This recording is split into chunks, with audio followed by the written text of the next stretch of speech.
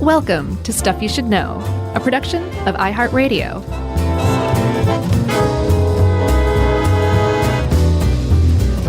Hey, and welcome to the podcast. I'm Josh, and there's Chuck and Jerry's here too. So it's a good old-fashioned bout of Stuff You Should Know, ready to kick you in the duff. Oh my gosh. A bout? Were we a sickness? Yeah, some would say. Oh dear. I'm ready for this one. I'm so excited because Awesome. I understand genetics, Right? and chemistry like I've never understood it before in my life. Well, I think that a little credit goes to our pal Grabster, who has a knack for explaining very complex science stuff. And we also need to shout out, as usual, when it comes to science, a kid's website, which is, in this case, Frontiers for Young Minds. Mm-hmm. That was a really good one. Yeah, they had a pretty good breakdown on albinism, not albinism. Let's just get that out of the way. Yeah, and I also tried to find out, it doesn't seem appropriate to say albinos. Right. I didn't expressly see that anywhere, but it seems like with how we refer to things these days, that stands out as something that we shouldn't do. Certainly. Did you find that, though? I did not. I didn't. Although there are all sorts of like pro-social sites for people with albinism all over the place. I'm surprised we didn't run into that, but Because I saw it used, but I'm going to err on the side of caution and just say albinism. yeah, no, totally. Or people with albinism, right? Well, sure, or plants. Yeah, that's or an the thing alligator. That's something that came up. Like certainly you're familiar that, not all, it's not just people who can have albinism, but that animals can too. Like every once in a while you hear about a very rare, like a shark with albinism, or like you said, an alligator with albinism. It's just so stark and surprising. One of the reasons why is because it's exceedingly rare in the animal kingdom. Yeah. But it's still around. And it's not just mammals that can have albinism too, although it would make a lot more sense if it was just mammals that got it, because it affects a very specific part of the body, the melanocytes, which we'll talk about in great detail in a little bit. But that like a whole cascade of events goes from, or it takes place within those melanocytes, and any part of that can get messed up or disordered. And those are what are the basis of the different types of albinism, as we'll see. Yeah, and the reason that you indicated that it was super rare to see like a gorilla with albinism, although you can see that, is because, and we'll get into the genetics more specifically, but it's an autosomal recessive trait, which means that both of your parents have to have this albinism gene. So, I mean, it's rare enough in humans when two people fall in love and mate for life and stuff like that. Right. But when you're counting on two sharks that happen to swim by, that happen to have that express their genes that way, and they happen to, get friendly with one another. Bump up against one another. Sure, rub fins. Sure. However sharks do that thing. Right. It makes it even more rare because you're counting on almost just like, fate or destiny. Well, not destiny. Let's not get hippy-dippy about it. But, right. It's a couple of gorillas getting together in the mist that both have this genetic gene. They wait for the mist to settle, and then they're like, no one can see us, baby. I just said genetic gene, too. That shows what I know. So, yeah, for whatever reason, Chuck, whether it's like because the populations are isolated or what, but it does seem to be much rarer. Albinism does seem to be much rarer in like the wild than it is among humans. And even in like some human populations, it's like you could call it not rare at all. Like if you go to some parts of Africa, some parts of Central or South America, you'll find groups that like are fairly small genetically speaking. And albinism has just become kind of like an endemic trait among the population. Yeah, and I think that's even where the first the word albino was first used in the 1800s in Africa for people that had albinism, and I think the root is the Latin albus or albo from Spanish and Portuguese. That's right. So when we're talking about albinism, I think most people probably know what we're talking about. But usually when you see a person with albinism, they have either totally white hair or a very light colored hair, usually little to no skin pigmentation, or they can have kind of like a yellowish or pinkish skin pigmentation. They might have eyes that lack color or seem red, which apparently has to do with the blood vessels in the eye reflecting the red light from, back out at you, the viewer. But all of this has to do with a complete and total or a greatly reduced lack of melanin, right?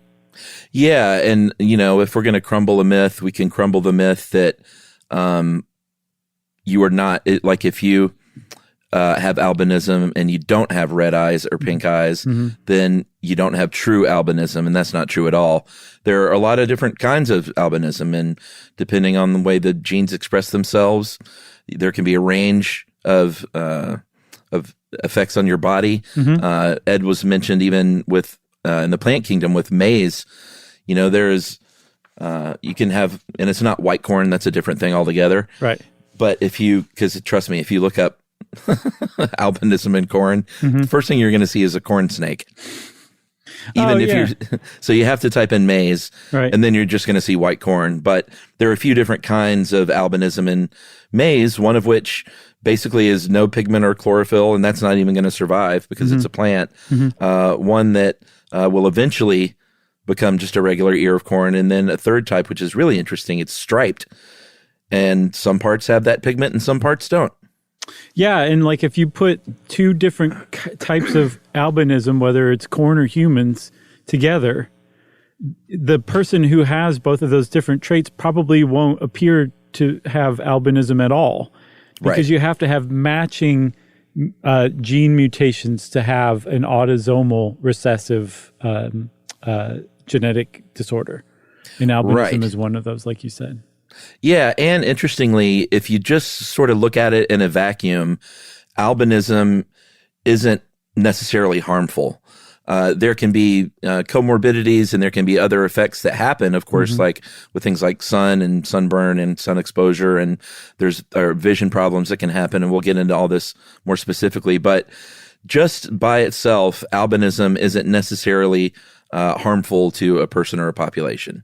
Right. And there's different types too. There's syndromic and non-syndromic. And syndromic means that you usually have other related health issues. And there are syndromic types of albinism. But one of the things that tends to go along with albinism, along with a lack of skin and hair pigmentation, is vision problems, which we'll talk about. But there's other stuff too. They've correlated autism with albinism, which I couldn't find a lot on. Me neither. But it made me wonder, there's also a correlation between vision problems and autism. And it's possible, they theorize, because no one knows at this point what the correlation is, but they theorize that it has to do with a low level of visual input leading to autism. So it's possible that if you have a low level of visual input because of albinism, that could lead to autism as well, potentially. Right. So much we don't know, but we do know that albinism is a neural crest disorder. And this basically means, we can get as wonky here science-wise as you want to, but the easy version is it means that it's very early in embryonic development. When a group of cells is folding into a crest. And at this point, if something is going on with those cells, it can affect a lot of different things moving forward, including albinism. Right. Because those neural crests, when they form the extremely early embryonic stage, they form cartilage, bone, skin, smooth muscle cells, neurons. They differentiate into a bunch of different stuff. But the point of that is that like the gene that is responsible for whatever type of albinism you have, like differentiated like really early on, long before many other genes were active. It also points out, Chuck, I think something that's worth mentioning, that at this point, because it's a genetic disorder and apparently an extraordinarily early in development genetic disorder, there's no treatment for albinism. Everything you're treating is just to take care of the symptoms that come along with it. I think that's a good overview to get us going, don't you think? I think so too. Yeah, let's take a break. I smell a break. Yeah, well, in fact, I could just be done and we could just run a bunch of ads if you want to do it that way. I don't think everybody would like that. I think they'd rather hear us muddle through albinism. All right, we'll do a couple of messages from our sponsors and we'll be right back.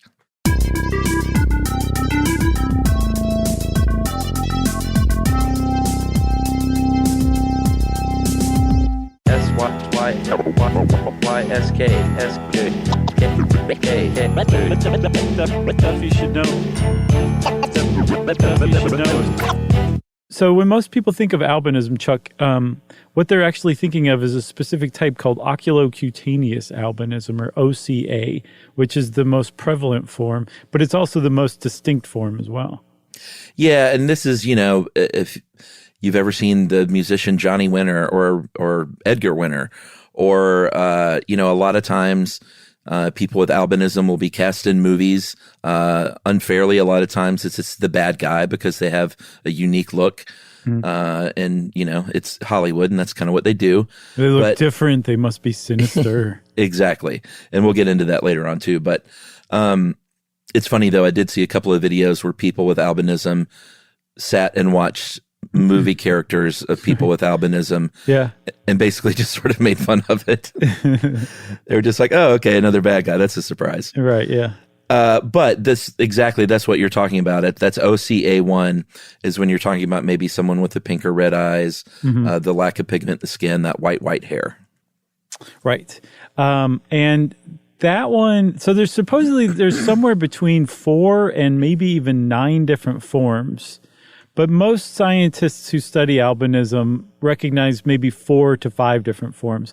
The rest of them are these really, really almost exotic, rare mutations that have occurred in these really isolated communities where albinism is actually common enough that it just is mutating into new forms. So most people say 4 to 5 forms. And if you're like the easygoing type, you just call it type 1, type 2. If you're high strung like me, you'd probably call the most common one OCA1A. Mm-hmm. There's also OCA1B, OCA2, OCA 3 and 4, and so on. Actually, not so on. That's all of them. Right. But the thing that all of these, or at least most of them, share in common is that there's either a total or complete lack of pigmentation. And then again, it affects the eyes because it's that ocular cutaneous albinism. And so with this lack of pigmentation, that one that most people think of when they think of albinism, OCA1A, there's like no pigmentation whatsoever. And everybody with albinism has those pigment forming cells, melanocytes. It's just for different reasons, those melanocytes are not producing pigments to varying degrees, and in OCA1A, they're not producing pigment at all. Right. So like you kind of said at the beginning, if you see someone that has the red or pinkish eyes, those are the blood vessels that you're seeing because of the lack of pigment. Right. And that's what's also going to lead to those vision problems. Like you kind of hinted at it, a lot more light is going to be entering your eye that's not being absorbed like it would if you have pigment in your eye. It's not being diffracted. At the very least, if you have albinism, you're probably going to be really sensitive to light. But it can also actually damage the retina as well. Right, which is a big one. As we'll see, it's a huge problem. The idea that it's called photophobia, like deep sensitivity to light. Yeah. And then also you just can't see as well. Like you can, in turn can lead to problems with learning and high school drops. It's like a cascading effect that all just begins with not enough pigment in the eye. It's really astounding what just something that seems kind of small has like the impacts that it has. Yeah. And the great thing about most school systems these days is they make great efforts for any kind of, kid in school that has any sort of a challenge to say like, all right, well, we have something to accommodate for that now. But it's taken a long time to get to this point, and we still have a long way to go. But you can imagine somebody with albinism in the 30s, 40s, 50s, 60s, 70s, and what schooling must have been like when it was basically just like, sorry, you obviously can't keep up. You're struggling to learn to read, and we don't quite know what to do with that. Right. And they always punctuate it with, and by the way, everything your classmates are saying about you is true. Right. No, hopefully teachers were at least kind about it even back then. Maybe. But kids are always mean. Yeah, for sure. They're getting nicer, though. Are they? That's great. Man, that's a huge improvement. Well, they are, but it's, obviously there's still bullying and a lot of problems with that stuff, but the kids are getting better because I think we've proven as parents and educators that can be taught, that you start them at a young age teaching about facial differences or just any kind of differences, and that, that we're all the same. It sounds very free to be you and me, but we're all the same on the inside. Right. And so that kind of like teaching that stuff actually works. That's why it's frustrating when people push back on that kind of thing. Yeah. I don't want my kid to be nice. You can't make my kid be nice. It's a First Amendment issue. That was just a little soapbox moment for me. I like it. I put one foot up on there with you too. Oh, thank you. There's room. So there's room for you and me, Chuck. Yeah, Jerry's always up here. Of course. She won't stop. It's a little much if you ask me. So Chuck, before we keep moving on, because I think we need to talk about that social aspect of albinism now. Sure. But before we hit that, I want to say there's one other thing that one of the big differentiators between the different types of albinism is, like we were saying, at what point in the process of creating melanin, the pigmentation is disrupted, means that you could actually produce some levels of pigment or some different types of pigment. Mm-hmm. Like we have a couple of types of pigment that we produce, us humans. Eumelanin, that's the money melanin everybody thinks about. It's like it produces like the browns and everything like that. It gives you your tan. If you have brown or dark hair, that's all eumelanin. But there's also pheomelanin, which is kind of a red-yellow pigment producer. And people can have types of albinism where you're producing no eumelanin whatsoever, but plenty of yellow-red pheomelanin. Right. So that will adjust the different kinds of skin pigments you have. And sometimes you'll see people with albinism who have totally pale skin, but like a big shock of yellow gold hair. They're producing plenty of pheomelanin, just no eumelanin. And those are the different gradations of albinism have to do with how much and what type of melanin can escape out into the skin, into the eyes, and into the hair. Yeah, and interestingly, birds and mammals are the only living things that have melanocytes, which are those cells that produce the melanin. Mm-hmm.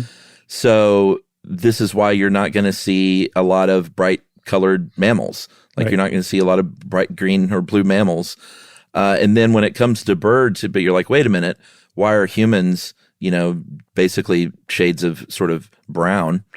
And why can birds be like pink and orange and red? It's for a lot of reasons. And we talked about some of these before, but one of the reasons is their diet.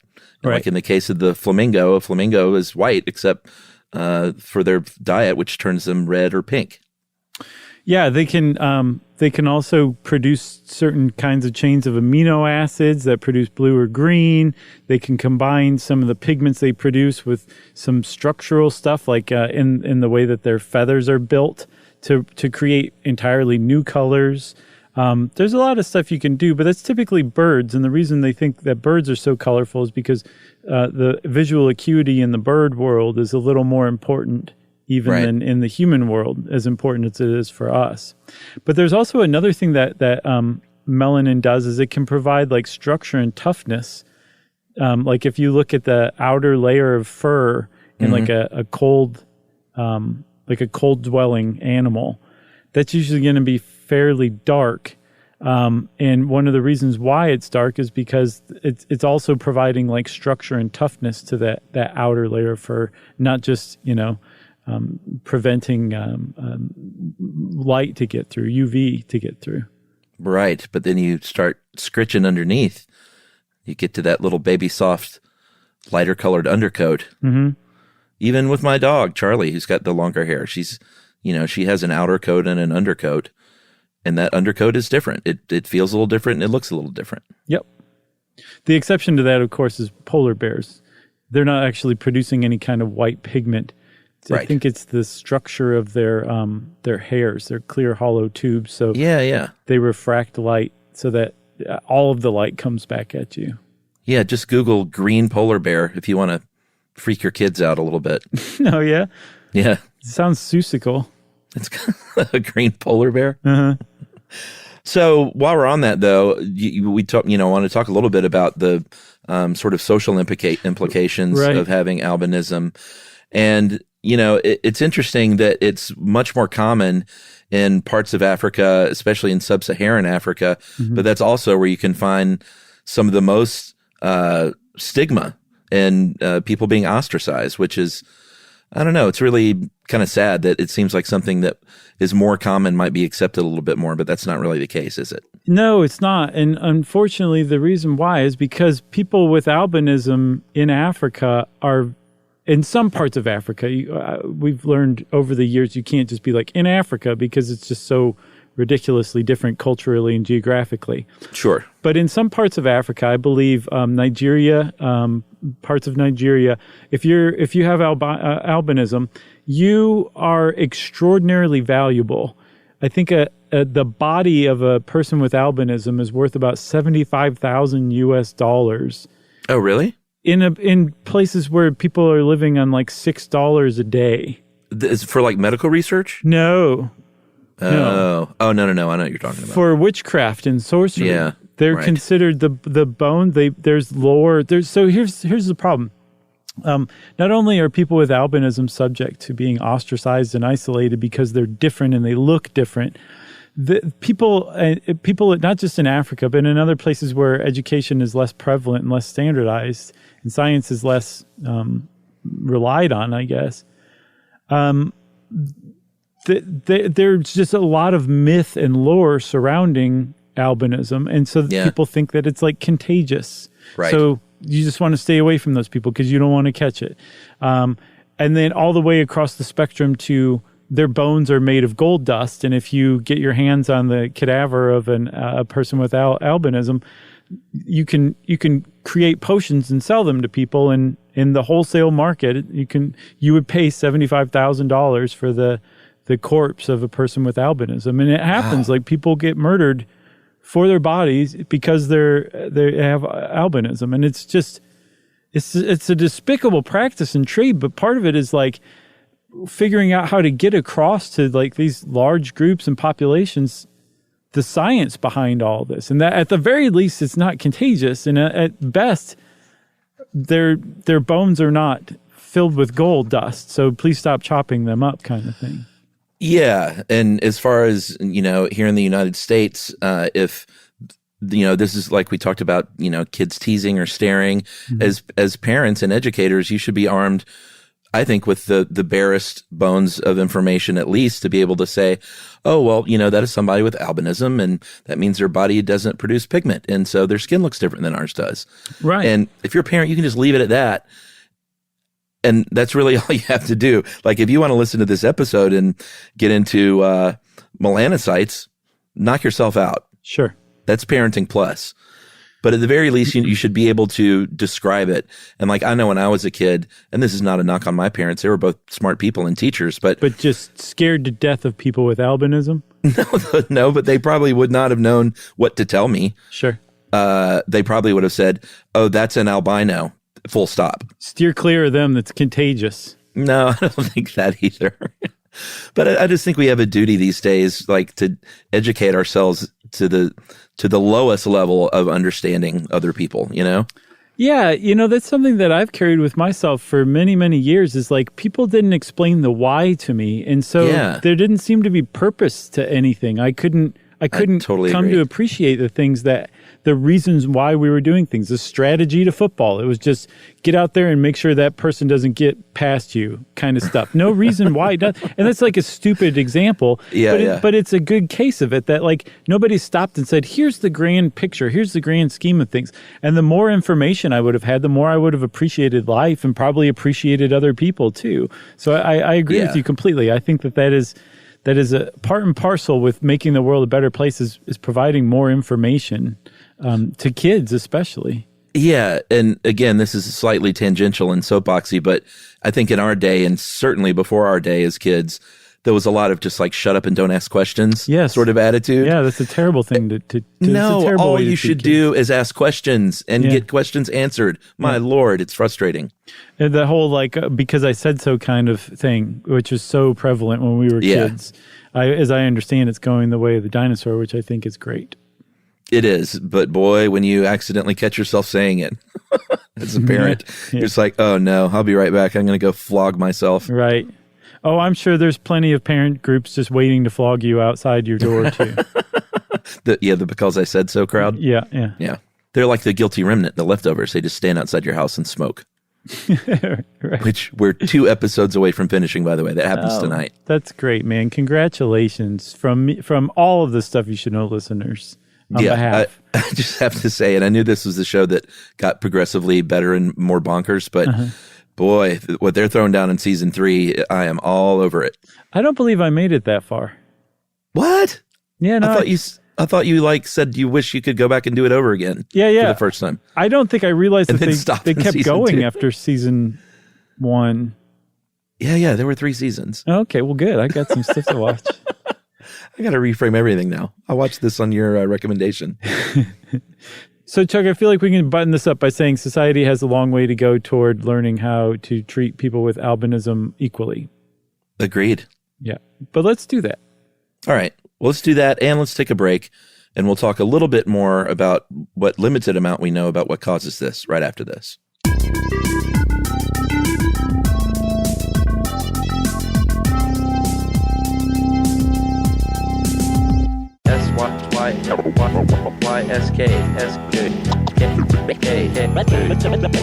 Stuff you should know. All right, so we're back. We know, and we've talked about this already, that it's a recessive gene that causes albinism. But it's like, all right, so that's a recessive gene. This is like when you nod off in biology class. Oh man, wake this up. is when I woke up. You wake up and you go, oh, okay, well, I know the answer is a recessive gene, but how does that happen? And the secret to it all is a little protein called tyrosinase. Right. How would you pronounce it? Just exactly like that, tyrosinase. Oh, okay. That was tyrosinase. But that's how it's spelled, tyrosinase. But tyrosinase surely is the way that you'd say it, right? I think probably so. So that's the one that is like the catalyst for basically everything that comes after to create melanin, right? Whether it's eumelanin or pheomelanin, doesn't matter. Tyrosinase is like the beginning of it. And so in that OCA1A, the type of albinism where you just utterly lack pigmentation altogether, tyrosinase is impacted. So when your tyrosinase is impacted, your melanin production just doesn't happen in your melanocytes, and therefore you have OCA1A albinism. That's right. And if that happens early on, that whole chain reaction is going to shut down, and that's when you're going to have the complete lack of pigmentation. In the other forms, it might affect it at different stages along the way of that melanin creation. So that's why you might, not be totally absent of pigmentation. Yeah, and again, like there's slightly different processes that produce eumelanin and other processes that produce pheomelanin. So any one of those things is a very complex, intricate production to create melanin. And so that means that there's a lot of different points where that process can break down. I just find that extremely fascinating. And then also one other thing I find fascinating, when you talked about autosomal recessive traits, did you mention that means that two parents can both have the gene for albinism, but neither one have albinism, but they're considered carriers? And so they can pass it along or not pass it along to their kids? Well, yeah, because, I think this is something that you would often see is two parents without albinism have a child with albinism, and someone might just be like, well, how does that work? Right. Well, it's just very easy. It's because you have to have both parents. And if obviously these parents didn't have both of their parents that had that genetic mutation, then they're not going to have it. But it's interesting. It's one of those things where sort of like the sharks bumping in the night. Did you say sharks first? I think I did say sharks. That's a whole different problem if that's bumping in the night. Right. Sharks bumping in the night. It's like you wouldn't know this. You probably wouldn't know this about yourself if you only had one. If you were just a carrier, you know what I mean? Right. So you probably wouldn't find this out until you had a kid.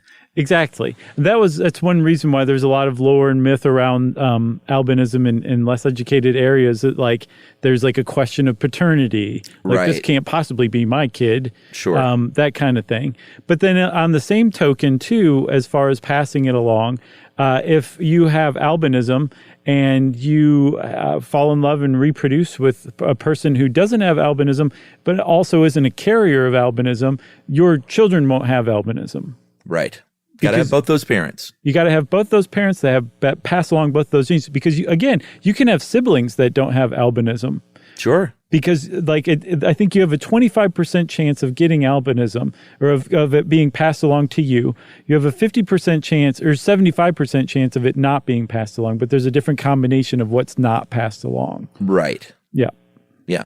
What I also thought was interesting was when Ed, toward the end, started talking a little bit about in the animal kingdom, and the fact that it's for sure a disadvantage if you're living in the jungle and you're an animal, because coloration is a big part of your camouflage and survival, blending into your natural habitat as both a predator and a prey.